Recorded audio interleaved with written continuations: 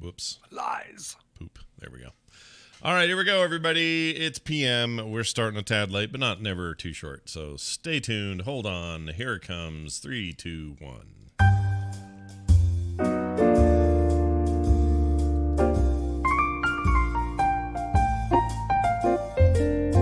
This is the morning stream, but it's not in the morning, it's at night. TMS PM.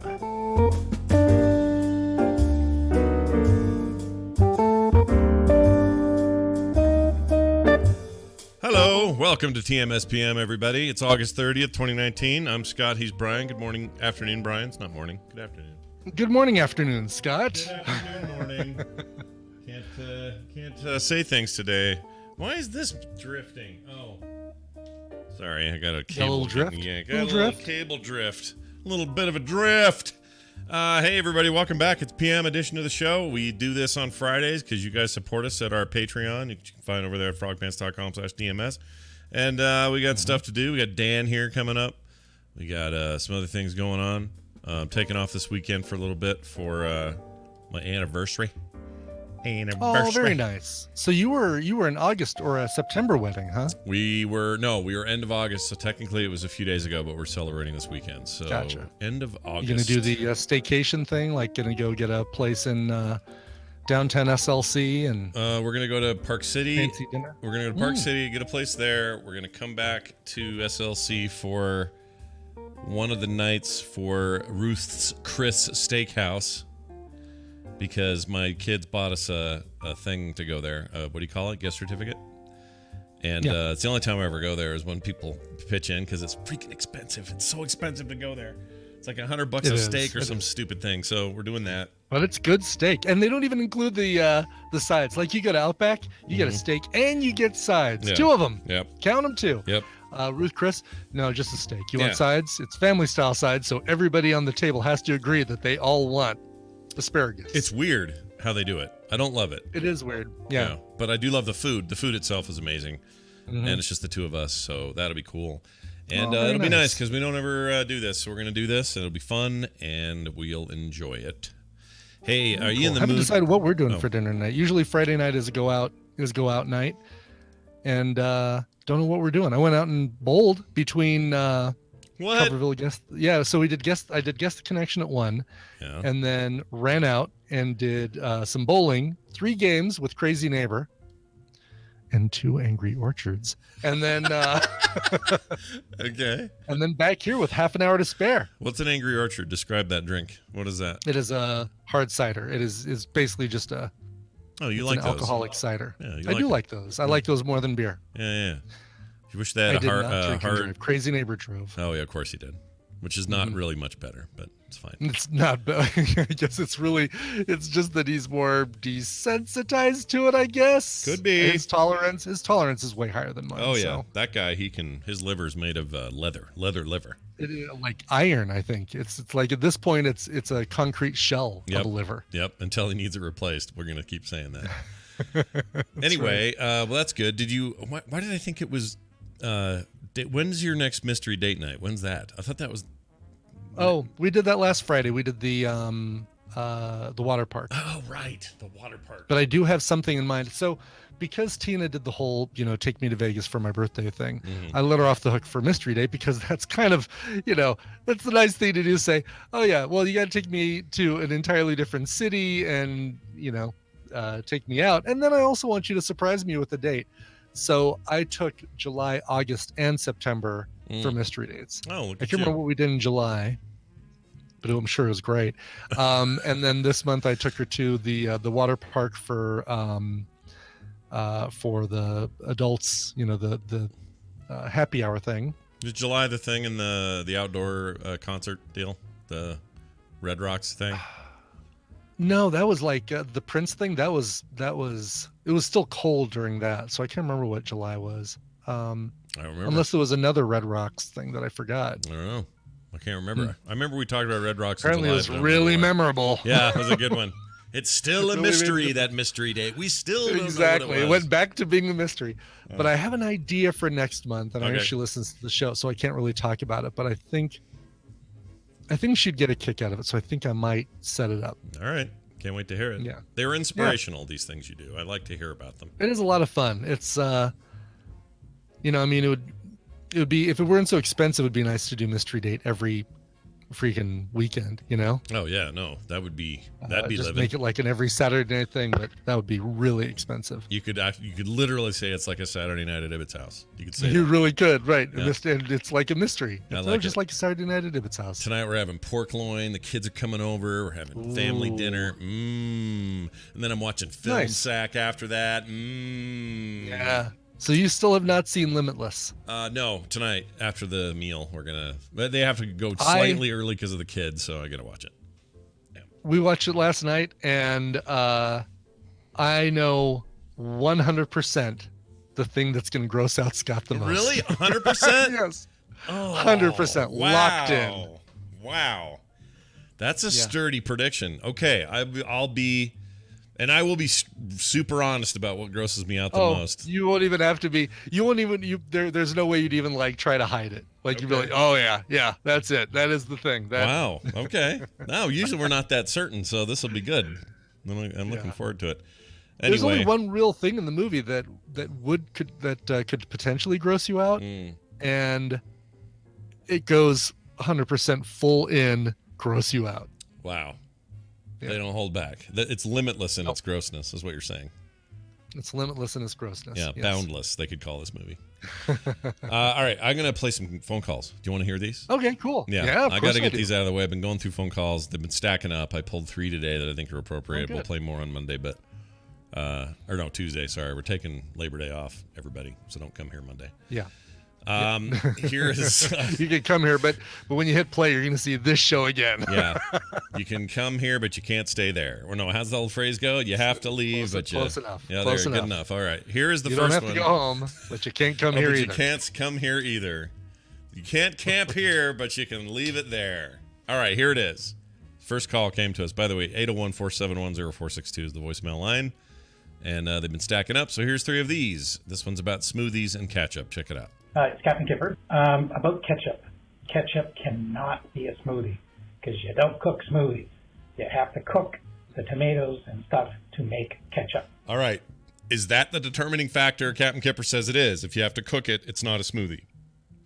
That is a good breakdown. I mean, don't they cook some berries to like reduce them though, to make them ready for? no, that's if you're making jam or jelly. So really, you could just say that ketchup is tomato jelly. Because you'd have to cook fruit down to make jelly. So well, tomato jam then, right? Because jelly don't shake like that. Or no, it's the other way around. Jam doesn't like shake. that. Yeah. Right, Jam's must like be jelly because jam don't shake like that. Fair enough. Yeah. Do you think that settles it then? Is that it? I mean, is there any other argument about whether or not You could say nibbled in the chat room just beat me to it. Chutney, because chutney can be sweet and savory, and it's more of a multiple use topping than ketchup is, right? You're not gonna put ketchup on toast. No. But you put jelly on toast, but you could also put jelly on I don't know. You could eat it with a pork chop, like the mint jelly, but chutney. When's the last time I had chutney? Chutney is like a chunkier jelly. Oh, there it is. Mango chutney. Yeah, I did have this recently. Yeah. Okay. Tomato chutney. Tomato chutney. All right. All right. I mean, look. Also, isn't a smoothie? Isn't a smoothie just defined by something you'd want to drink? Right. Like, isn't that kind of really the bottom line? Like you'd. And this spaghetti sauce here is not. This is. Why do you have spaghetti sauce at your desk? All right, I'm gonna do a demonstration. Watch this. This is why it's at my desk. Okay. This is the gross life I live. I was hungry. I needed a snack earlier. I couldn't think of what in the fridge to do, and I wanted to prepare anything. So I grabbed this cold, half-used, chunky mushroom and green pepper pasta sauce that was in there. I can't wait to see what you're gonna put in there. All right. And I brought that downstairs with a bag. Oh, I only have one left. So this is perfect. A bag of these little butter thin cookie crackers. Oh yeah. Those the Keebler Club crackers. Yep. And then I do this. Just dip it in there, get a big wad. Yeah. That's good stuff. It's like Townhouse. That's right. Those are Townhouse crackers. Yeah, Yes. it's like a little pizza in every bite. And now they're all gone. Yeah. I'm going to put this over here. Here, see? Putting on. Yep. I admit it's a little weird. Yep. Do you have ample refrigeration down there? No, but Is that just going to sit there for the next hour? It's going to be here till Dan leaves. That's how it's going to go. All right, so that was our first call. Thanks there, Captain Kipper. Here's one about just about calls in general. Here you go. Long time listener, first time caller. I'm just calling to show everyone how easy it is to call the number and leave a message and get on the show. Thanks for the show, though. Wow. See? Wow. See how easy it was? He really couldn't lose, right? Because he knew that if everybody heard that, he was on the show. But if we never played it, he's not out anything, because then it won't sound like, how easy it is to be on the show. He's kind of proven that it's difficult to get on the show if we don't play that. Yeah, actually, good point.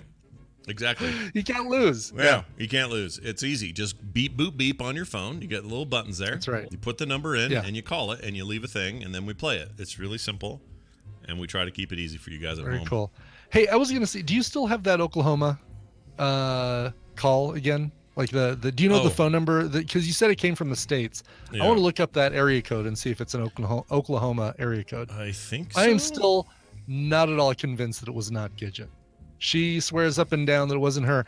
And at one point she swore up and down that neither of them were her. And then we did get her to cave and admit that the first one was her. Which sounded just like the other one, which makes you think she's just fooling with us. All right. Exactly. Hold on. I'm looking here. Did I keep it? Did I not? Shoot, I may have deleted it. Bummer. I mean, it wasn't like good bumper material, so I probably chucked it. No, of course. Shoot. Of course. Yeah, and even if I did, I don't think then. Oh, you know where it would be. Well, then I have. Okay, so I have this pile of archived voicemails on Google Voice that I could go dig through, but it would probably take a while. But yeah, like we probably have it somewhere. I think it was her. Yeah, I think it was her as well. Icor in the And chat says it's her. Other people have said it's her. She was super cagey about it. And then if you admit to one of them, you're admitting to both is the same. It's the same voice. Exactly, because they sounded exactly identical. Okay, that first one was me. It's like, okay, then both of them were you. Come on now. Yeah, she really got people because people in the chat were like, we shouldn't make fun because maybe she's slow or has a disability. I'm like, no, it's freaking Gidget being funny from Australia. Right. She's not on right now, so she can't defend herself, but I'm sure we'll hear from her. She's only slow because she's Australian and they're behind us in time. No, I guess they're in the future. She's fast. Wait, are they in the... Wait, where? They're in the future. Yeah, it's tomorrow in Australia. Oh, right, because we go that direction. Yeah. You're right. Yeah. But it all comes back to us. They're almost back. They're almost back to us. That doesn't make any sense. That doesn't make any sense. They're almost back to us. What am I saying? All right, I got a third. They're almost back to us. They'll always be ahead of us. They'll always be ahead of us. You're right. Here's the final and third call. This is a... it's a question. Here you go. I was wondering if you guys had a pop culture thing that you just never got into. Now, I think that's Alex because it sounds like him. I know that shitty voice anywhere. Okay. Wow, and if it's not Alex, then you've insulted two people. I think it's him, but I'm not sure because most of the call got garbled, but that part came through. So a piece of pop culture... Oh, now I forgot. Hold on. I was wondering if you guys had a pop culture thing that you just never got into. Oh, okay, I see. So I don't think that's Alex, by the way, but... oh, it's not? It sounds like... I don't think so. Oh. No, I don't think it is. It's Gidget. Oh, no! Gidget's been... It's coming from Gidget the whole time! So what do you have anything that you were like, oh, man, I never got into that, and I don't know why I didn't? Yeah, I have a bunch. I mean, Teenage Mutant Ninja Turtles, never got into that. Okay. Transformers, never got into Transformers. Okay. I was all Micronauts all the time. Yeah. Your devotion to Micronauts is staggering. I love it, though. Yeah. Yeah. Damn right. Yeah. Come on, Time Traveler. You got your Thorium Orbiter. You got your space tubes. I mean, come on, it was the future. Oh, those tubes! You could put them all the way up your stairs and then down all the way. Those tubes were cool. They were like pneumatic freaking travel tubes, and they were amazing. My grandmother bought that for me in California, and I don't know what happened to it, but I think I brought it back. I did. I brought it back home with me, and you could never get the tubes themselves to seal out all the air. So your dude would go for about a quarter of the way of the path that you made, and then he would just stop and get stuck right in the middle there. Yeah, it was never hermetically sealed. It was never going to go the full distance. And his body was shaped like he was normal head, normal legs, but his middle section was all fat and hexagonal so that he could fit right in the tube without any air, like a lot of air getting around him. Yeah, it was dumb, but it was cool. And it was what we had. The rocket tubes, man. Those were the best. For me, probably, I've gotten a lot of pop culture, but I'd probably say, oh, geez, I don't know. Mm-hmm. I think I've dabbled in everything. I know. I'm trying to think of something that you never. I mean, there's got to be something, right? There has to be something. Micro Machines? You ever get into Micro Machines, Scott? No, but isn't that just a subcategory of a whole other thing? Because I did get into Muscle, those MUSCLE little eraser toy things. Little rubber. You just did it. You just did it. Wrestling. I never got into pro wrestling. Oh, wrestling. Yeah. Same with you, right? That was never a thing for you. Never got into wrestling. Yep, that's it. Pro wrestling. Couldn't do it. Not my thing. Still to this day, just sort of like parts of it I kind of admire. I also like some of the people that have come out of it. I think The Rock is cool. I like, you know, what's Dave Bautista, John Cena. They're all cool, and I like, you know, their careers are cool and all that. I just haven't. I just can't say I ever really got into it. I just couldn't do it. And there are people now today that are super into it that are my age, and I still can't get my head around it. Well, I mean, look at Jury, right? Jury's big into that stuff. He loves it. Totally, you know what? I love that he loves it. More for him. Less for us. I don't need it for me. Nope. Yes. Yeah, we're all good. You and I play more video games than just Hearthstone, then he gets to watch wrestling. That's right. Because that's all he'll do is play Hearthstone. Yes, exactly. Doesn't play video games otherwise. All right. Well, thank you for your calls, everybody. 801-471-0462. Great place to leave your voice messages, and we will get to them right here on the show in future episodes. Like I said, next Tuesday we have a couple more coming, so watch for those. All right.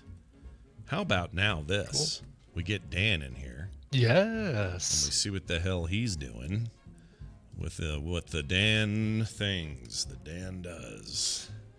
Do what the Dan do. That's right. I can't find his thing, but I'll find it. Dan, are you there? I sure am here. Oh, hey. Yeah, you're here. Here, listen to this. Hold on. Once you smell it, and there goes your dandruff. No. I was trying to find the one where you say dandruff commercial. Oh, here it is. I found it. Be careful. May cause drowsiness. There it is. Dan, the tabletop man, nice. On the show. He's also a pharmacist, so sometimes we delve into that stuff as well. Actually, this week before we get into games and stuff, is there what's the big hot thing going around the pharmacist world? What's the new hot drug? Well, actually, I've been sitting here trying to figure out if ketchup is the same as a smoothie or not. Because so if you leave a smoothie around for long enough, will it eventually separate? Interesting. Separate. It depends, because sometimes those are just blended fruit. Sometimes they're blended fruit and ice or fruit and yogurt. But fruit and milk or almond milk, I do smoothies. Because I think most of the time, even a smoothie, I think most of the time, since they're all in a solution and you're kind of making a paste out of it all in a way, I don't think smoothies separate. Oh, hold on. You're right. Okay, because ketchup does. Yeah. Ketchup's got the watery bit. Right. So ketchup is kind of an emulsified suspension. Yeah. Where that eventually it will separate out. So is a smoothie ever going to be, like predominantly? You can't really say ketchup is all tomato because there's spices and stuff like that in there. But at least with smoothies, it's usually like 2 fruits, a fruit and a yogurt, fruit and some ice, a couple of fruits, whatever. It's rarely one thing that's just been blended to high heaven. Well, plus you can leave ketchup out on a table at a diner interminably. It's fine because it doesn't go bad. Because there are preservatives in it. Do either of you refrigerate your ketchup like a couple of heathens? I do because I like it cold. That. Yeah, I like it cold, but not because I'm afraid it's going bad. I just like the cold. I like cold ketchup. Now, tell me why you like fries. it cold, because aren't you almost always putting it on hot food? Yes, that's why. I like if you're going to dip a French fry in your a nice hot toasty French fry in cold ketchup. And aren't there people that don't refrigerate mayonnaise either? Ooh. Well, those are horrible people. Those are people with those are people with a That contains egg and Yeah. You'll have explosive diarrhea all day if you do that. I even think mustard you're supposed to refrigerate once it's open, but ketchup does not have to be refrigerated. Depends on the preservatives and the kind you're getting, but yes, for the most part that's true. But I don't know a single smoothie on this planet that you could leave out. So there's another differentiator, right? Mm-hmm. Ketchup is preserved. Yeah. You can't put But it's like you'll see like Yoo-Hoo and stuff like that on the regular aisle where it's not refrigerated. I don't know if I trust any milk that's not refrigerated. I know. That really bothers me. Yeah. Yeah, I don't like it either. Don't trust that sort of stuff. Condensed milk in a can. I bought I bought 2 big kimchi things a couple days ago at the Asian market.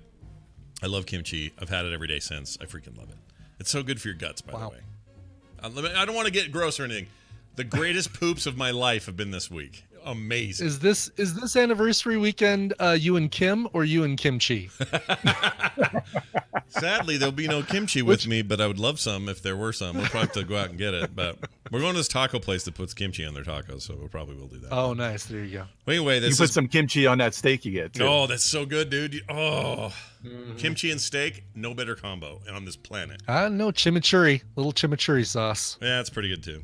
Well, anyway, so we got this big bucket of it, and it can go bad because it's got it's like real and has no preservatives, and then I bought a canned kind that you can leave out forever. So I don't know why there's a difference. They're supposed to both be pickled cabbage with spices and whatever kimchi is, but one of them says keep refrigerated and the other one says it doesn't matter. So maybe there's ketchup like that, or ketchup, or catsup.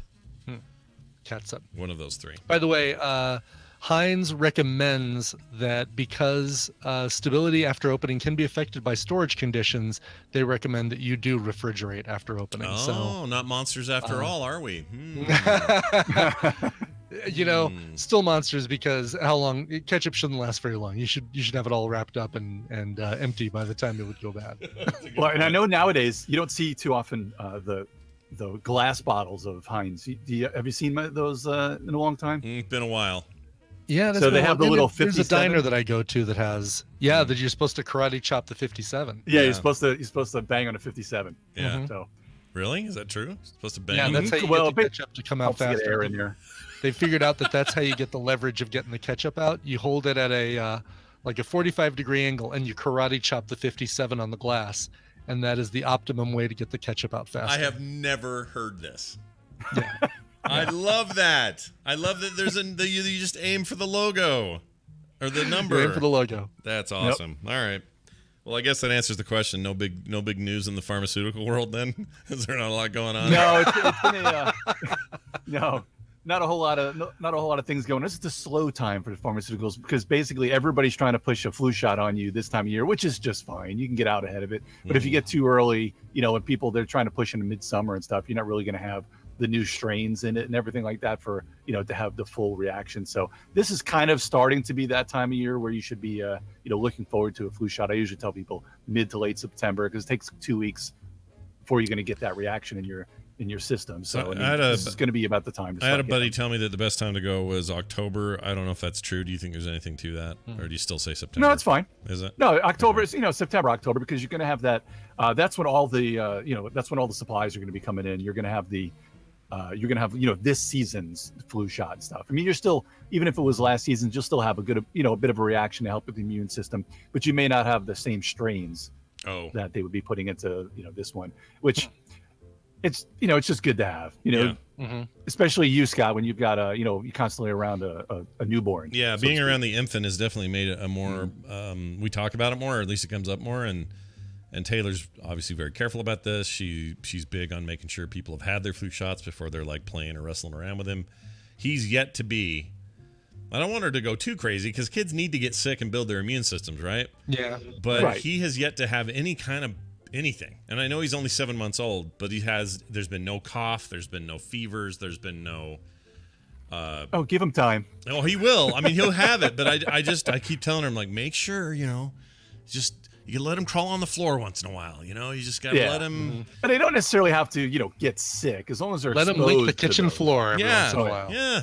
Let the dog put his tongue right down his throat. Yeah, you don't want everybody to be so overly sterile when they're around. You don't have to use sanitizer all the time and everything like that. But be clean, but don't be overly anal about it. That's kind of the way. What I take from that is have a clean anus, is what you're telling me. Absolutely. Great. Clean anus. As clean as you possibly can. Scott, yours is probably way clean after this week. I'm telling you, that stuff is so good for my flora. Cycled right through. It's just good for me. It feels great. I never feel gross and bloated. And I'll take food, even crappy food, not crappy, but we went to one of the days this week. We went to Noodles and Company, and I just got what I always get there, some chicken thing. And I decided to just load it up with kimchi, and it just was so much better. And it was great. I didn't feel all heartburny after like I usually do. I am telling you, kimchi, miracle food, man. It stinks. Kimchi is the new Mad Max Fury Road. It's the new Mad Max Fury Road. And when I start sweating it out on the treadmill, that's when people will not want to be around me.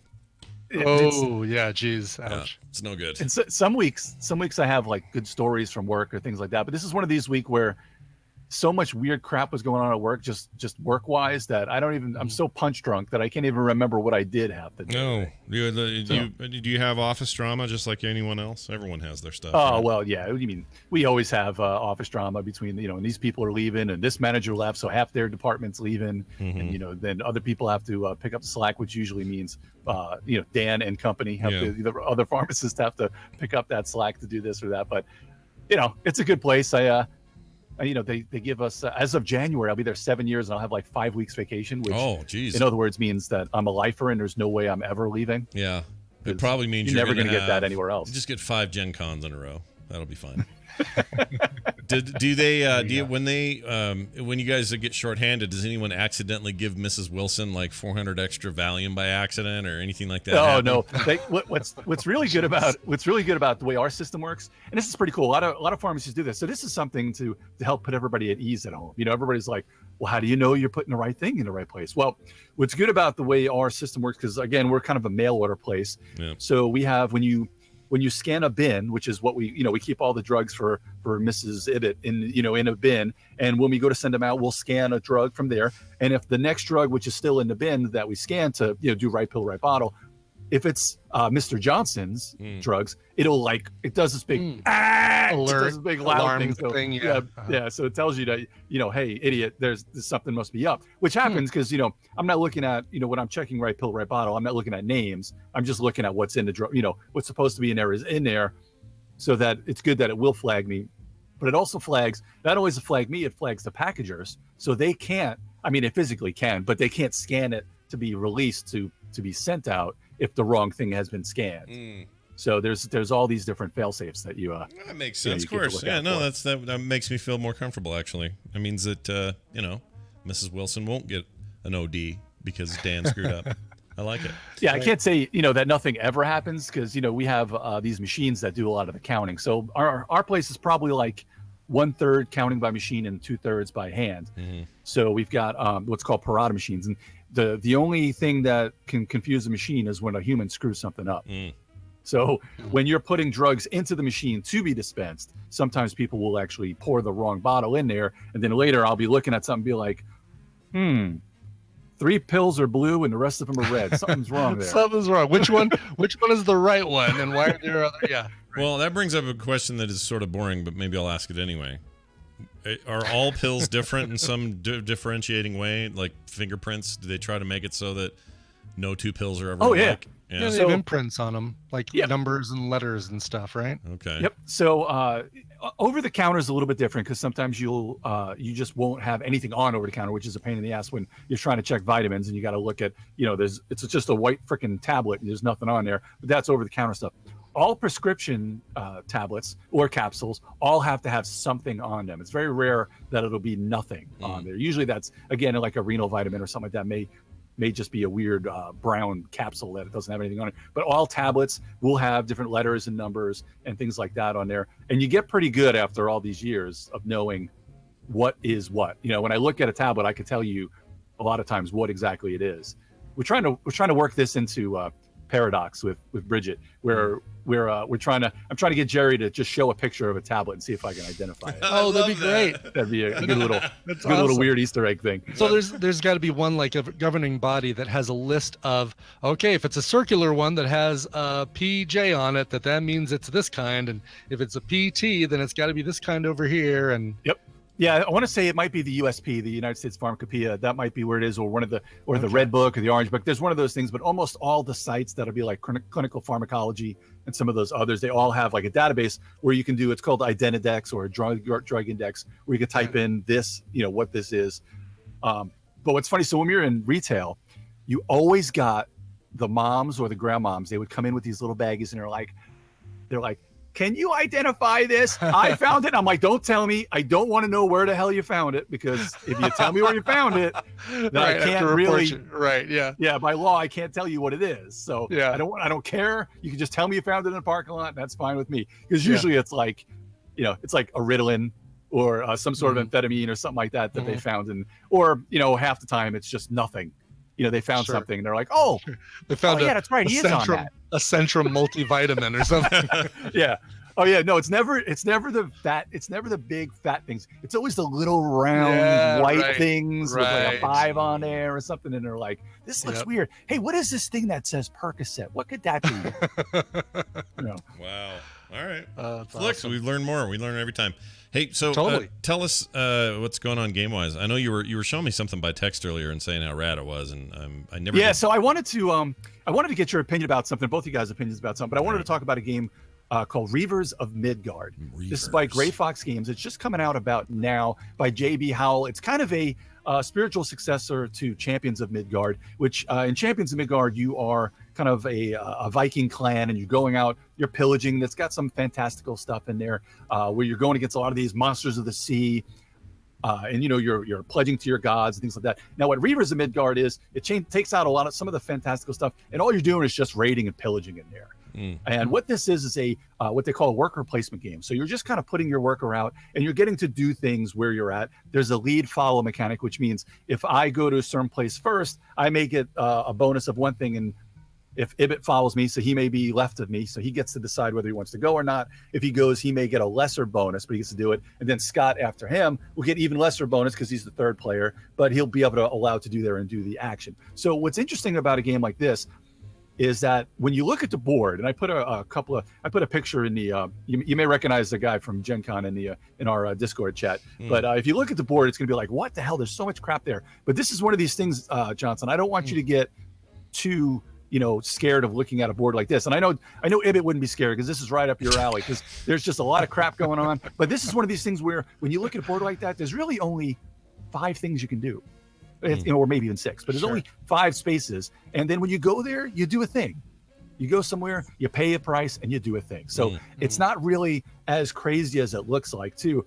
So I mean, it's a great little. It's kind of a light to medium weight Euro, where you're kind of getting stuff, turning it into other stuff, and getting victory points for doing just about anything. And you could kind of, you'll get these different Vikings, and it'll be different colors, either red, blue, or yellow. And you could either, when you get them, they could either be your leader, and then they'll turn some dice faces into wild, or you can kind of slot them in so that when anybody goes to a certain action space, you may get a bonus for that. So that's pretty cool to kind of pump up your little bonuses. I think what was throwing me visually was I was seeing so much. There's so many. Everything's placed down on such colorful backdrop that it looks more complicated than it is. I think, like a lot of that stuff. And once all the stuff is out there, it may be a little easier. Yeah. But with no cards and no chits out there, it's kind of hard because it just looks like blah. Yeah. How long of a game, like when you settle in to play this, how long are you going to be there? Oh, you could probably play this in about hour and 15, hour and a half. That's maybe even with teaching, because once you get going, it's a piece of cake. You won't even be, and that seems like a long time, but when you got a real fun experience, it's not so bad. That seems totally reasonable. I like games like that. All right. Yeah. You made me less scared. So I was thinking the red, yellow, blue. So there's just the different classes: Ravens, Yggdrasil, and Berserkers. I think they're different clans. I think is what they're considered. Or different. Okay. But everybody can control every one of them, and each one of the colors has more of a certain of a certain die face to it. Got Reavers right, of like more Midgard. attacks or more shields. It looks like. Okay, that's Yep. cool. Oh, there it is. Huh. 75 minutes to 90 minutes, 2 to 4 players. Okay, so is this? Would you? When I saw the name Midgard, I thought, oh, Midgard. That's going to be tied into some license. This isn't though, right? This is just their. No, thing. it's not. But it is. It definitely. I guess Midgard, is that considered?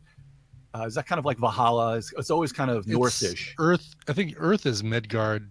Okay. Valhalla's or Afterlife. Valhalla's exactly, like heaven. Mhm. It's the other and, one. But yeah, you're right. But it's all Midgard. into that Viking mythology. Yeah, Mm-hmm. Midgardian, whatever. Not necessarily MCU level, but like the more real. Right. That's- It's Norse mythology that was that Marvel just adapted for Right. the whole. Right. And I love all that Norse Thor stuff, lore. so that appeals to me as well. I'm super into that. I don't know. Maybe this is. It's gorgeous. It's gorgeous artwork, that's for sure. So is this out now, or is this? It is did they either just show out now at or it Gen is Con? in the process of coming out. Because I got one at Gen Con, so they kind of had like a soft. They only had like 200 copies a day. Oh wow! And what happens when you go to cons like this is, I paid $70 for it, and I think it'll probably only be about $55 when you get it at in retail. Amazon has it for $69 plus 15 shipping, but it looks like that's a direct buy from not Amazon, somebody else. And then if you go to Cool Stuff, Yeah. coolstuffinc.com should have it for about $50 to pre-order. Yeah. And it's one of those sites where if you get $100 worth of stuff, it's free shipping. So it's a good, us gamers looking for an excuse to buy more games. Yeah, So we end there's- up getting $100 worth of stuff. That's the way to do it. So I sent you that video. So that was a video I did, and Ibn, I'll have to put it in the chat too. I did an unboxing video of Reavers of Midgard, and I also did kind of an overview of the rules. So this is something that we do in the kind of the board game industry, and I don't know if because you guys are both gamers. Scott, you're a little more of a novice board gamer, and Ibn, you're a little more of a medium weight to medium Hey weight. everybody, this is Dan board gamer from the Geek All Sorry, Stars. We're gonna do a little hold unboxing. on. I don't know from why you're talking behind. There you are. Reavers of Midgard by Great Oh my Fox gosh, Games. it's still This is a happening. game by Play, JB Howe. pause. This was a release. Oh, That why was won't kind of it a stop? pre-release at Gen It's Con. still playing. I believe 'Cause I it's never coming known out how in to a few stop. weeks, That's and what it there's is. some Hold on. pre-orders going on at Miniature Market, and I think Okay, I got it. Sorry. It's Danception is what we had there. Wow, Right, no that kidding. was nuts. Okay, sorry about that. So do you guys Anyway, find a value in something like that? I mean, is it up there with watching somebody play games on Twitch, or would you find a value? See, I look at unboxings because I want to see what the components look like, maybe learn a little bit about the game and stuff I'm like that. less about the unboxing, but I'll watch a video of gameplay. Like I watched a video it was Las Vegas heist game that is like 2 levels. I think it's being Kickstarter right now, and it looked really cool. But it's like a you can choose one of 4 players that has to knock over a casino, and the cards are all face down, and you move your little guy, and then you land on a space, you flip the card over it. Okay, he's in the he's at the buffet, and he has to like quietly eat so the guards don't come and get him, but he's still got to figure out where the safe is and where the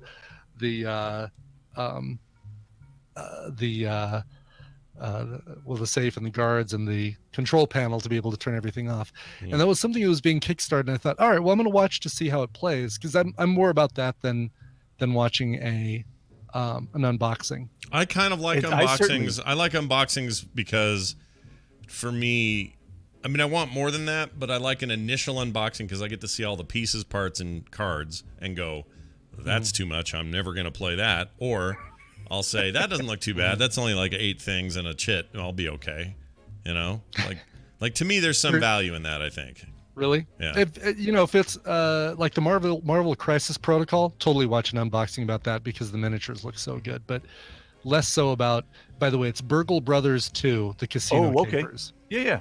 You've heard of And Burgle Brothers. when you look at the especially Kickstarter, if I'm gonna want to figure out if I'm gonna buy it or not, I definitely want to see some gameplay as well. So that's why I think there's a good thing for having kind of a little bit of both. Yeah. To have. Yeah. You want to see a gameplay a little bit and see how many cards there are. And you stuff just like want to that. make sure it's not like just a bunch of crap, like a bunch of little thin pieces of paper held together with tape, and you want to make sure there's some substance and some quality in the game for sure. Oh yeah, because the production value, you can definitely tell just by looking at it a lot of times, or they'll, especially if you're watching a box, be like, oh, these are little chintzy cards, or, right. And I like to, the key thing that, over a few years of doing different unboxings, the key thing is to know something a little bit about the game. So you're not just going, oh, here's dice, I don't know what the hell they do. Here's another chit, not sure what that is. So I try to, learn a little bit about the game to say, oh, here's what you do with this, and this is why, this looks pretty good, and this is how many they have in there. So it's an interesting thing to see whether there's any sort of value to that. So let me ask you this: Burgle Brothers, by the way, Burgle Brothers had a goal of 25,000. Yeah. They are at 312,000. I did all right then. With 5 days to go, and I'm thinking, God, do I want to get in on this? Because this looks like a really fun game. Yeah. Yeah, the original Burgle Brothers is interesting, and that's a pretty wide. It's a different sort of game, but it does have a big audience. The initial Burgle Brothers. I think they even put an app out for that as well. Oh, really? Oh, I like a good app. I'm trying to remember. That's a lot cheaper than buying the game. Yeah, it is. Then that's another discussion for another time. Where do you think apps do apps bring big value? Like, because a lot of these companies will put their app out and be like, or they'll put it as an online play on a site like Board Game Arena or Yokata. Like, does that bring value to them? And most companies are finding that it actually brings value because it makes people want to play it with their group next. Yeah. You get. That's really the thing, because I'll look at a game and say, oh, is Tina ever going to want to play this? No, then I'm going to get the app. But if I look at it and say, oh yeah, I'll probably be able to get Tina to play it, Tristan, Kay, Uncle George, whatever. If I know that I'm going to get some actual people to play it, then I'll pick up the physical game versus getting the app. So what I want you to do, write this down if you can. Yukata, YUCATA.de. Okay. You gotta write this down, Brian. You gotta write it down. You gotta paper, like paper and pen. Yeah, paper and pen. As if I don't have 100 different ways to get a hold of you to send it to you. YUCATA.com. Is that right? It's .de. So it's YUCATA.de. It's basically a German site, but it is got probably 40, maybe even 60 games that you could play, and it's turn-based. And you can play it online. So I want you to go in there and see if there's any games you have interest in or games that because you and me can get some turn-based gaming going. We can even, you can do your turn daily. You don't even have to, it's not live or anything. Holy cow. All of these there's so many damn games here. Yep. That's pretty cool. Really, really good. That's pretty cool. Jeez. I see one called Las Vegas. We might be able to get Johnson to do something. What's it called, Brian? Last what? See the one called Las Vegas. I'm Las Vegas. I'm hooked. That's the dice game, man. That's amazing. Johnson, you love that game too.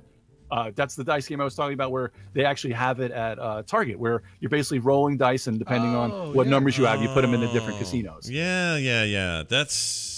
What's that called again? Just Las Vegas? That's all it's called? Yes. Just Las Vegas. Yeah, it's called Las Vegas. Yep. Okay. The original was called just Vegas, but I think the U.S. distribution was Las Vegas. All right. I'm looking at it now. By the way, do you recommend the other Midgard game, the one previous to this one, or can people jump straight Champions to of this? Midgard? Yeah. Champions of Midgard's there's a little more to it. It's excellent. It's a great game. That's by, I believe it's Ole Steinem. He's an excellent designer. There are two different designers. Reavers of Midgard, I think, is a little lighter, but I would try Reavers first and then try Champions. If you just want to see if you like that sort of thing. But I love Champions of Midgard. Great game. Yeah. All right. I'm looking at this Vegas game, and now I kind of want it. Is it the one with the cheesy dude and the lady on the top clutching money to her chest? Is that the one? Yes. Okay. Yes. Because he looks like what's his name? Who's the Vegas crooner guy that's been there forever? Can't think of his name. Wayne Newton. Wayne Newton, and she looks like Is this the one you're looking at? Yes, it's the one right there. Yeah, I'm pulling my Tom Merritt. Here you go. Totally. She looks like the old co-host of Fox and Friends. So it's just a weird combo there. I want to play that. I don't know why that appeals to me, but you would love this game. It's usually at Target too. If you can't find it online, you should be able to find it at Target. But it should only be about $15-$20. Some of that. There's a brand new edition that has all the expansions in it that they're putting out now, and you might have to wait a little bit because they're like $40-$50. There's no freaking way that game should be that much. But the game, your family, everybody you know would love this game. It's perfect beer and pretzels or just hanging out game. Okay. It's a perfect kimchi game. Oh, I love a good kimchi game. Beer and kimchi. So is it basically just complicated Yahtzee? Is there more? Because that's what I'm hearing in my head. There's even less to it than Yahtzee. There's a lot of strategy to it. Yahtzee. Yes. So there's basically 6 casinos, and you have, so on your turn, you roll all your dice. Yeah. You kind of organize them into all the numbers, all the ones, all the twos, and you pick one of the casinos, and all the casinos will have dollar amounts. Yeah. That will be on cards that you place down. You pick one of the numbers you roll, you take all the dice of that number, and you put it into that number casino. Okay. And then the next person goes. And then when it comes back around to you, you roll your dice again, and then you do it again. Each casino, whoever has the most dice at that casino, at the end of the round, everybody's done with their dice, gets the highest dollar value. The second most gets the second highest dollar value. Because it's 50, that has to be at least 50,000. So there may only be one card, there may be 2 or 3 cards, but whoever has, there may be a hierarchy. Now here's one of the tricks. If 2 people tie, let's just say you and Ibit both have 3 dice there. Yeah. If I even have 1 die there, I win it because you guys cancel each other out. Oh. So there's a lot of strategy there to try and, if you see somebody's got something all locked up, but maybe they put all their dice there, maybe you spread your dice around so that, you can get, maybe you have a better chance of getting more than $1 value, or maybe it's 90,000, or you just want to get that. So excellent game. Any age level, any age can play this game. Huh. All right. I'm into it. Yeah, I think I may pick that up. I think I'm looking too close to this box art because, number one, I don't like the way she's holding her money, because you should have those as chips anyway and keep them in the tray. She's got dollars falling into the craps table. And the C on the Welcome to Fabulous Las Vegas sign is burnt out. And that bothers me too, that if they're going to draw the Las Vegas sign, at least draw the neon light around the C functional. Oh yeah, look, I didn't even notice that. The C is out. It's burnt out. It says And the religious overtones of him wearing a bright gold cross necklace. Yeah, there's a lot in here. There's a lot going on. Also, it just says as Vegas, Nevada. There's no L there. Well, yeah, exactly. Yes. So the U.S. one has like all these generic. It's just called the Sphinx Casino. Yeah. Whereas the original one, the Euro version, they were all real casinos. So when they brought them over here, they couldn't put the real casino names on them. So they all... certainly got the flamingo on the cover of the box. They did. Oh, that is true. They do have the flamingo. Yeah, absolutely. The gold mine. And the Bellagio fountains at the bottom there. See those? Oh yeah, right. Look at that. Yep. That's funny. I wonder how they got away with just putting a flamingo on the front and yet nothing on the inside. They got Wayne Newton with a cross. Hey, let me ask you this. Do you recommend, this is on Amazon, but they've got this plus shipping thing. Should I just go to Target and they'll have this? Should I do that? They should have it. Target keeps cycling things in and out. I would definitely try. I would definitely check Target first. Okay. Because you could probably, if you can get the old version for $15, a lot of times they end up, for whatever reason, on the clearance rack for like, $8 or something like that. But I would check Target first, or if you don't really care when you play it, just get it Amazon with free shipping. Can you also explain why? Like, do you have a theory as to why the Germans are so prolific at these games? Like, what's the deal with the Germans? I think in Germany, for hobby board gaming in general, board gaming is just, it's a religion over there. Like every family is just has a room like mine with just so many board games. When the Spiel des Jahres comes out and the Kenner Spiel des Jahres, they say that whoever wins those, you can automatically print 400,000 games at least, and they'll just sell them because every German family just goes nuts for the game. Anything that wins the Spiel des Jahres and German awards, it's just, and maybe it's just because it's the birthplace of the Euro game. The German style. I think they originally called them like German style board games. Right. Yeah, you hear that all the time with like Ticket to Ride and Carcassonne, all those sorts of things.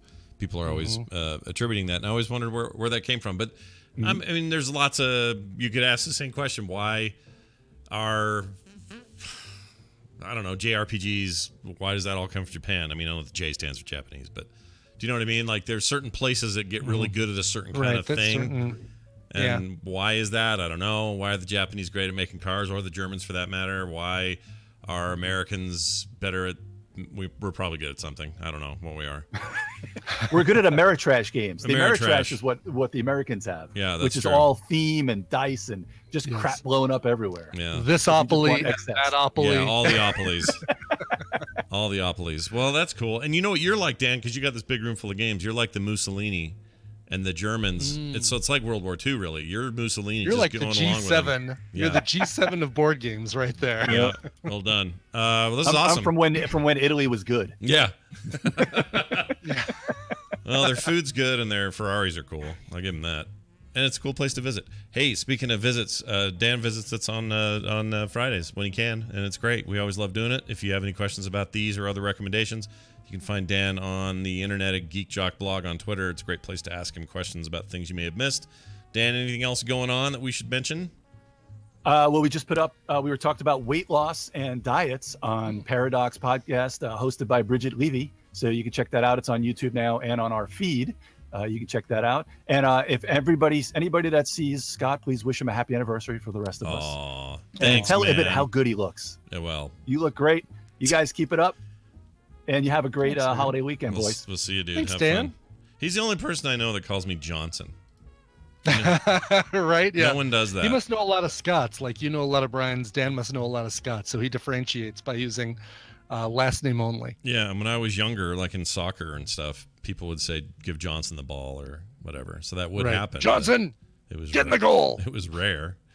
Anyway, it's always good to have him on. Again, we talked about Reavers of Midgard and Las Vegas, among other Yes, things. and a little bit about Burgle Brothers. Yeah, Burgle Brothers.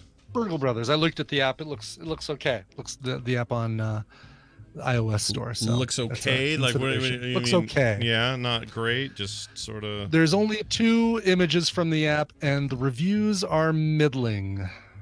And I'd much rather have better reviews if I'm going to plunk down $4.99 on a game. $4.99. It's a little high. Yeah, it's a little high. Little high. They did just put out Dead Cells on there for $7.99, and that's totally worth it. Except I don't know how it controls. It's probably not perfect compared to the console versions, but that's an Yeah, amazing Switch game. was the ideal. Well, I mean, I loved it on the Switch. I can't imagine playing it on a.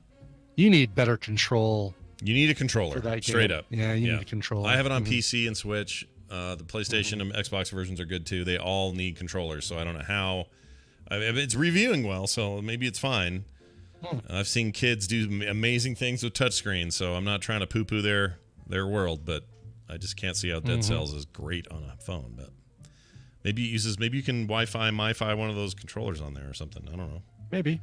Actually, hurry up with the support or the arcade thing. I want to play that. I want to see that. Right. Yes. I wanna Should see be any time now, right? They were saying fall, so. Yep. Should be We're getting getting all into these that. updates anytime, I hope. Uh-huh. Hurry the hell up, Apple. All right, that's going to do it for the show. Thank you all for joining us. It's been a treat hanging out with the fine folks on a Friday afternoon. I hope you all have some fun plans for this weekend. I know I do. And again, I leave right after Film Sack tomorrow, so there will be a new Film Sack, so check that out. Cool. And it'll be great. And It'll be limitless. it will be limitless in its both content and the actual film we're watching. Limitless. Patreon.com/TMS is our Patreon link. You can find it over at frogpants.com/TMS, along with everything else you'll need from us. There are Twitter accounts, email accounts, links to Reddit pages, so much more. You want to request a song? There's a link for that. You want to, I can't remember what all. It's all there. Find an old episode. You want to, all of it. Submit a, send us food. You can do that too. Yep. You can do all those things at frogpants.com/TMS. One thing we can't do over there is have the songs play themselves, but we do it here, and Brian does it live. Well, not really. Doesn't do it live, but we put it in the file so you guys can listen to home. So, Brian, why don't we do one thing one? I don't do is I don't do it live. Yeah. Rick wrote in and said, "Hey, S&B, my son is having a birthday and turning 3. Oh, look at that. It rhymes. How is he 3 already? Scott, I think I'm suffering from your passage of time affliction." His current favorite song is the Ramones cover of the Spider-Man TV theme song. And yep, he knows the lyrics. It doesn't have to be on the 28th. Anywhere you have room would be great. Happy birthday, Will. Signed, Meep, Rick. Oh, we haven't played Meep in a while. Here. Play Meep. Meep. Here's Brian saying Meep. Meep. Oh, that's so good. Meep. Excellent. This is the Ramones cover of the Spider-Man theme song. I've got it on a Saturday morning tribute album, which is excellent. You can still find a copy of this thing. It's called Saturday Morning Cartoons Greatest Hits, and it is really, really good. A bunch of great covers of things like the Underdog theme and Josie and the Pussycats by what's her face from the Lemonheads. Oh, whose name again I'm completely blanking on. So but yeah, can't remember either. Anyway, really, really good. Here are the Ramones. have the Ramones killed with their cover of the Spider-Man TV theme song. This show is part of the Frog Pants Network. Frog Pants Network. Get more shows like this at frogpants.com. A bad guy poses as Spider-Man and goes on a crime spree, but can he fool the Spider friends? That was only in my left ear. Oh, really? Yeah. Juliana Hatfield is who I was trying to remember. Oh, Juliana Hatfield. Yeah, and it was